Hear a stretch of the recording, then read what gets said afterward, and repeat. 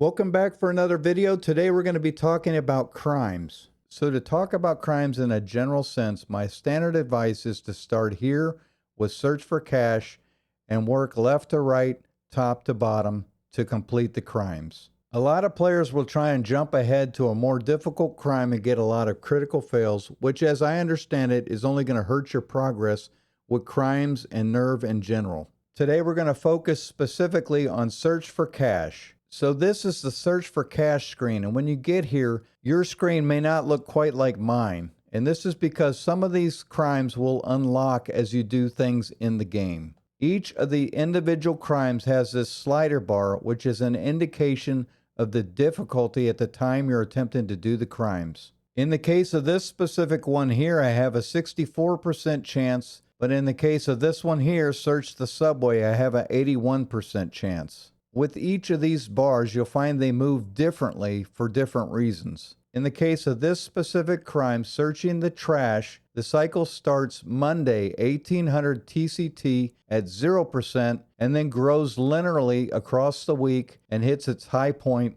right before 8 o'clock TCT on Monday. This is meant to represent the accumulation of trash over the course of the week and the emptying of the trash toward the beginning of the week. In the same way that I'm going to recommend you start here in the top left corner and go left to right and then top to bottom. With these crimes, I'm going to generally recommend that you start at the top and work your way down. With search for trash, there's an enhancer that you can use to improve your chance of success. More specifically, the glasses, which are discussed in detail in the wiki and will give you 5% crime XP and 5% skill gains. At the time of recording, the market value of this item is roughly $13,000 and you should find them readily available in the item market. This crime and all the other crimes within search for cash require a total of 2 nerve per attempt. If you find yourself short on nerve, one trick is to drink a bottle of beer, which will give you a single point of nerve. With this crime, you're mostly going to get a small sum of cash, but in some cases you may get some other items by doing search the trash.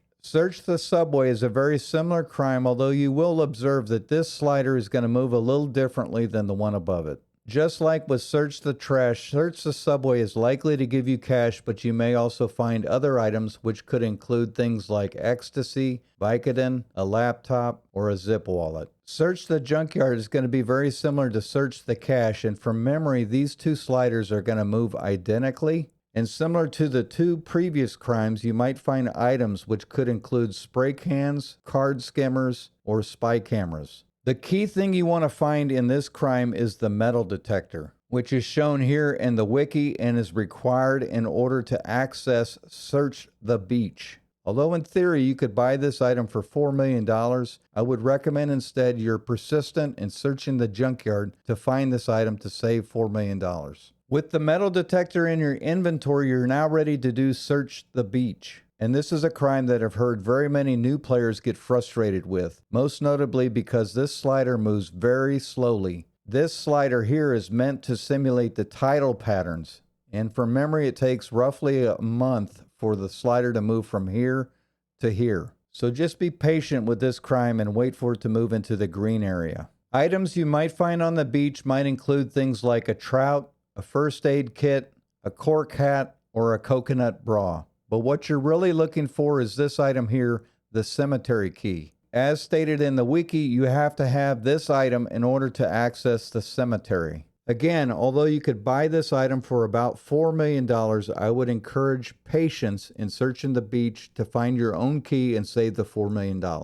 With the cemetery key in your inventory, you're now ready to search the cemetery. And this slider here is meant to represent the times that the caretaker is on site at the cemetery. With Search the Cemetery, you're going to find a variety of random items, but there's no specific item like these two that you need to get to the next crime. With Search the Fountain, the slider here is slowly going to move left to right over the course of 30 days, with the peak occurring towards the end of the Torn month. According to the guides, the items you'll find here are very unremarkable, and there's no special item that you need to obtain for another crime. With this overall crime, search for cash, there are 34 unique items that you can find. And those are all listed here in this post, which you can find by Inform Us here in the forums.